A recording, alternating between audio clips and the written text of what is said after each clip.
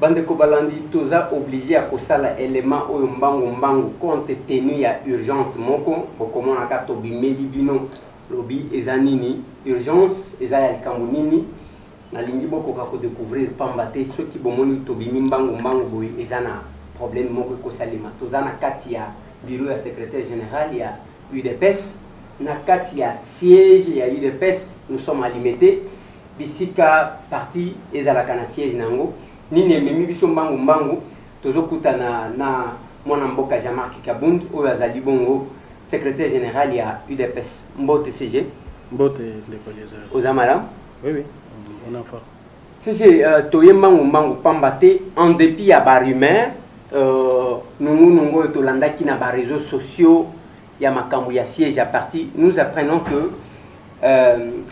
Boutou ya lelo bazo ya ko de guerpir bino est-ce que vous avez information yango? Oui, nalingi na rebondir sur kaka ndenge yo lobi que zali rumeur et puis nazali kolinga était à la rumeur mais ceux qui ezali bo solo et que rumeur to ki wana ezali ya solo en tout cas ekozala mabe pona mboka. On ne peut pas comprendre que un usurpateur sans qualité ni mandat a organisé forfaiture naïe a combattu à niveau ya koya ko récupérer bâtiment oyo. Vous croyez vraiment ndeko Eliezer que biso tokondi meloko wana ke Chibala aya kozwanda ko parce que ye a commis kabiliste bazana basoda na ba policier? Nous avons eu à faire face à des dictatures, ça fait maintenant 35 ans. Nous avons eu à faire face à des régimes qui ont bâti force nango na basoda pe na ba policiers. En tout cas, j'ai dit à mes compatriotes congolais que eloko ndengwana ekosalemate. Mais yenda comme président ya UDPS a organisé congrès. Nalingi kozonga na buzoba wana te. Nalingi kozonga na buzoba wana te. Oui, mais UDPS El Kingakati. Ceux qui UDPS naye ezali UDPS bar Kingakati mabeza parce que yabiso ezali UDPS Tshisekedi. Chibala azaki secrétaire général adjoint. Bricola à la dernière minute il est rasé en prison. Pour consoler, ba nommé en dernière minute, ba nomination c'est Bimaki. 5e. Donc Bazaki 5. En dépit que Azali frappé na acte portant auto-exclusion. Admettons même que Azaki excluité. Ndenga kepa Kabila wana, Azali toujours na poste wana. Est-ce que le secrétaire général adjoint a convoqué congrès? Donc les lots, bao 4 batikali, moko pepa banda convoqué ba congrès. Parce que là on aura 5 congrès. Parce que hier Azaki secrétaire général adjoint, a lobby Kazana pouvoir. Donc Félix P a convoqué à un congrès, Madame Rose Boyata a convoqué à un congrès, Rubens Mikin, c'est de la folie ça, Ezali Liboma. Donc chaque secrétaire général adjoint a convoqué à un congrès. Voilà, selon Chibala, ce qui est Azali na pouvoir Rwanda, il a convoqué congrès. Donc les 4 secrétaires généraux ont convoqué à un congrès. Chibala qui intimider Bissoko comme premier ministre. Il faut arrêter ça. Chibala nous connaît très bien. Biso Tozali de Pes Oyo Chibala. Son chef Kabila, nous n'avons jamais eu peur de lui. Nous le combattrons jusqu'à la dernière minute. Tim Mokolo a Kolongo pouvoir pour la démocratie et comme Anamboko. Ce n'est pas un premier ministre de façade. Nenge Chibala Zana qui a intimidé Biso. Tozeli Aya. Aya, Naba Soda, Naba policier, Azwa permanence. Mais ceux qui ont pas la force des hommes, parce que Akokai Koya na Moï. Tout le monde a na Moï. Mais selon la rumeur, quand on a la rumeur, Toki Kakoya na Boutou, na Banamura, na vêti en tenue policier, base de permanence. Mais oyo biso toko sala na tongo. Pour récupérer permanence, je prends le monde entier à témoin. Toko mitika, toko zal intimidé par Chibalate. Chibala, tu dis, toi et ça une vérité. Yo sur mon premier ministre Namboko Banda Banoma premier ministre légende Chibala. Qu'est-ce qu'il va nous faire croire? Biso toko pas comme premier ministre. On les connaît, on ne veut pas parler de lui parce que tu copies ses valeurs. On les connaît déjà et dit que tu es bien. Donc, moi, je m'arrête là. Ceux qui ba rumeur wana ezali à solo. Mais on a zo conseiller nde bao bazo tinde wana ke a cause permanence. Pour nous allons tous mourir. Il y a des combattants qui sont IDPS à Kinshasa avant que Tchibala a Zouandako. Parce que forfaiture, bêtise et les cacandelotés, il a fait ce qu'il a fait. Pour nous, c'est un non-événement. Mais qu'il continue dans sa bêtise plutôt que Koya Koluka ko distraire Bisso, Koya Koluka ko provoquer Bisso. Tshisekedi akunda mina nute. Tchibala sait bien que Tshisekedi akunda mina nute. Toi, na pasi wana. Alia biftek nae, amela soupe nae calmement, mais tolingi bêtise te. CG Nalingi, Naïbatang, vous insister aux Oloba que Tchibala, ce qui a Meki, à Koboma, la manifestation, où il y a fois passé, ozo compter sur les combattants, parce que tant que vous avez dit qu'à voir, vous avez dit CG, vous avez dit attends, vous avez à côté Oebi, moi je pense que Moutouakoui qui colla la Pongiti, à un certain moment, a surtout qui n'a Pongi naï. Parfois que bêtises balingi basala ba éviter ceux qui aussi tout ça siko ba combattre des pèses pour pas prendre conscience. Mais moi c'est que je sache permanence au basi bazwa kiango ba bineto récupérer permanence au basi bazwa kango ba tchaki ba policier na kati comme les banda toza kango te que Tchibala vienne faire ce qu'il veut faire la nuit mais lobby na tongo to retourne na bilan to retourne na lobby ceux qui Tshisekedi azakana bon ya kokaki ko totaliser je crois 85 ans to qui déclaration ya adjoint na yo Félix Tshisekedi a lobby que famille biologique et na famille politique bayokani pour que ebembeya au mois de janvier. Est-ce que nenga lobby waneza koloba ke ebembe zalaki bloqué parce que famille mibale biologique na politique bayokana kité to c'est parce que les tenants anciens du pouvoir balinga quitté Bembeya. Pouvoir ndezali koboya rapatriement ya nzoto akondo Tshisekedi. Mais biso pe tokotika na situation na éternellement te parce que président Tshisekedi aza mwana mboko abundeli mboka oyo. Alors tozali libre ya ko décider to lobi en telle date biso tozoya na nzoto ana tokokundango sans assistance ya qui que ce soit.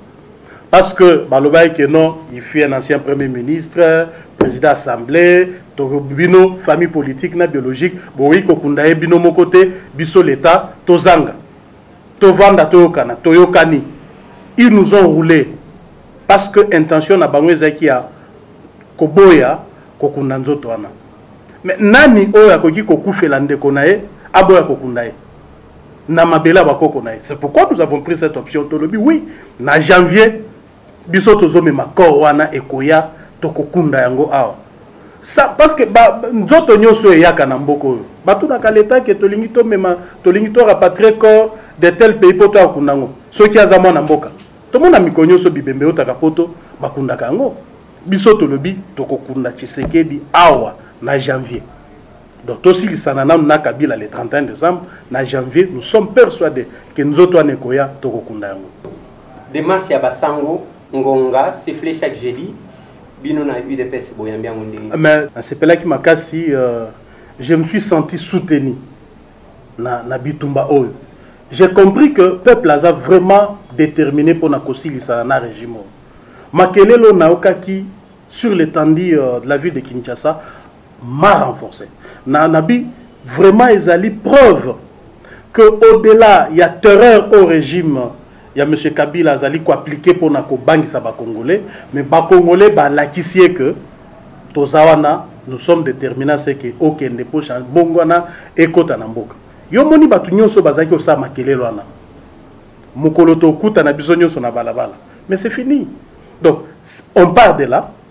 Peuple congolais sali makelele, ils allaient avertissement pour nako ebisa ka mususu que peuple alingi makambo bo salade. Ceux qui botent la caïba soldate, ceux qui botent ma caïté mbela silician nabino. Mais peuple a zanet maé balé. Oki ko kangango éternellement te. Pour finir, maï et tchola kaka maï pasolaka. Peuple congolais a ko finir pour finir a ko tchola a ko pasola et a ko recouvrer liberté naï. Maintenant plus de 7 mois, combattant naïo moko Paul Chilumba, je pense. Azomonanati, tokanisa ki ka kobima na bande comme sous le kola ba jeko ba nini na procès et peut-être ya ka mona ça jusque là azomona naté est-ce que ozana nouvelle naie si oui azawapi pour na nini sinon qu'est-ce que vous faites en tant que parti de deux jeko comme ngumba plus d'un mois lelo azana kaso yé au moins aza connu que azana katianer qu'est-ce que le parti est en train de faire pour Batouan ndeko na koyebisa yo que na montage oyo Kalev Bochabna Batmusu swana basalaki na dossier kamunansa pona koluka ko impliqué parti on était informé tu baki ke biloko ane zali montage à pouvoir aux journalistes depuis biloko ane banda position na ngeza kanini ke biloko wana ezali montage na bango. Et parce que balinga qui va impliquer des personnes dans montage na bango, va échouer.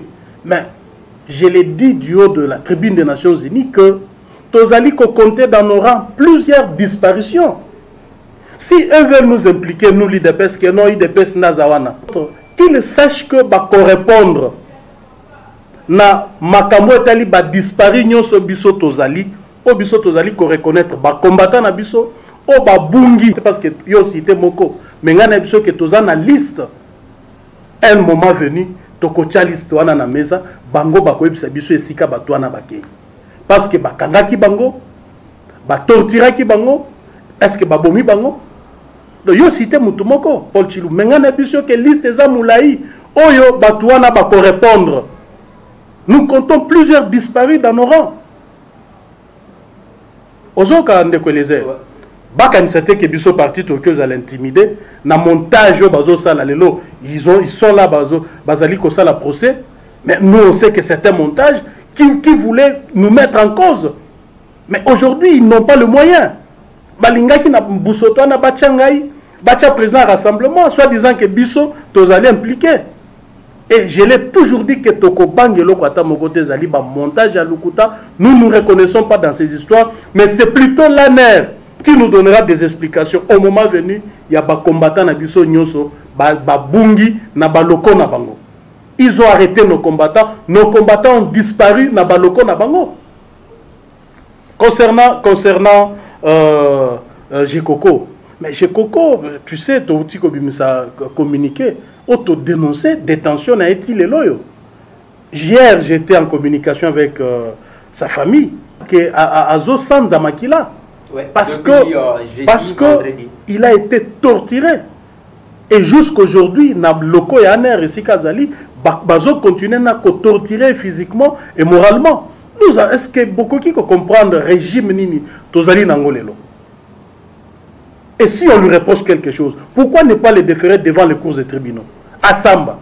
Il faut babomba ekuna basala ba PV na bango Lukuta si manango bati na ba PV qu'est-ce qu'ils veulent recueillir chez lui? Baveux sur base de torture. Mais nous sommes dans quel état? Mais baveux nyonso recueilli sur base de torture, ils annulent. Ils annulent.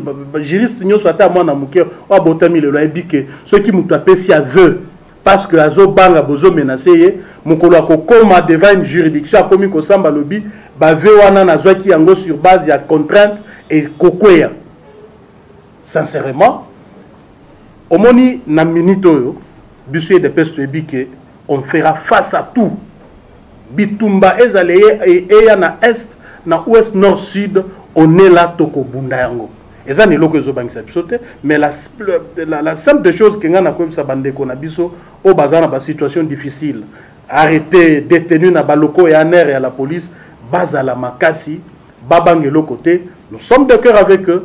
Tozali ko compatir malheur na bangwana to ko continuer na kobunda parce que le seul moyen il y a ko récompenser batunyo swana ezali ko faire partie régime oyo pour tozonga na démocratie parce que mokolo to mboko ko koma na démocratie bako kanga mutu pona ba opinion na été bako kanga mutu parce que il gêne le pouvoir te donc to kozala na mboka o mutu nyoso ko mi exprimer librement mutu ko exprimer ba opinion na ye mutu ko appartenir na parti politique ya choix na ye mais parce que nous sommes dans une dictature et donc nous sommes conscients il y a responsabilité, toi on a eu des pèses et on est paré à toute éventualité. Toko bunda bitumba oyo soukande et koloba. Comme on a toujours dit, la fin justifie le moyen. En dehors, il y a autre lobby. Boni, bozongi si IDPS, bozongi si mariage na Gabriel Mokia, tomoni gaga, ba photo, ba publication, délégation, il y a parti en à Gabriel Mokia, on a comment mais oui, ngana ambaki délégation il y a Gabriel Mokia na bureau na ngai, na ambi bango parce que ba sengaki audience, ba mi identifié comme ba opposant, ba lingi to sangana. Mais ce n'est pas moi de juger qui est opposant, qui n'est pas opposant. Ils appellent plein de... Parce que mes coloniaux, c'est des hommes. Nakutani, moi, non, mon bali, Nakutani, 14e fois, na premier ministre, excellence, Chibala. Opposition, ni... Toute la question, on a peuple de Koliezer. Ngaïne, naza bolingi, na biso, qui était là, opposant, tel là, opposant. Mariage. Mariage, exact. Mariage. Exact. Ceux qui mariage ezali, yoza journaliste toko benga ok, biso to sali mariage na Gabriel Mokia. Mais ceux qui mutao sala bapa vers nous, to yoki proposition na oui, il veut l'unité de l'opposition. En d'autres termes, union sacrée, il y a opposition, il y a bisonyo soto sangana au-delà ba clivage. Suggestion na moni tout à fait normal, je soutiens aussi ça. Mais quand tu as jugé opposant tout ça, yo sala sondage, besoin micro na les canaux la population, bae bisayo qui est opposant qui ne l'est pas. Merci beaucoup. Je pense que Batou est mon soit Batou qui yo lingi bon mongo de sangana n'importe qui parce que biloko wana peine des eaux fragilisées. Batou ba causer ensemble, lobby va bimi que allez to Tanzanie ainsi de suite, ça fragilise. Bango de bazo servir na babeki. Pour éviter ma gambo à double G. Wana is un problème. Na lingaki beau vivre.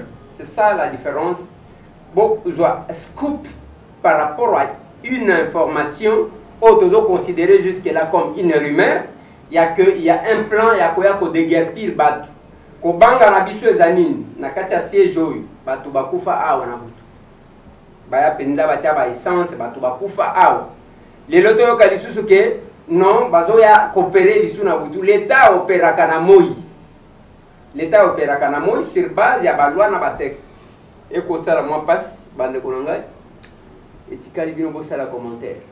Maintenant le 2016 mbutu 2017 identification aussi là le 31 décembre.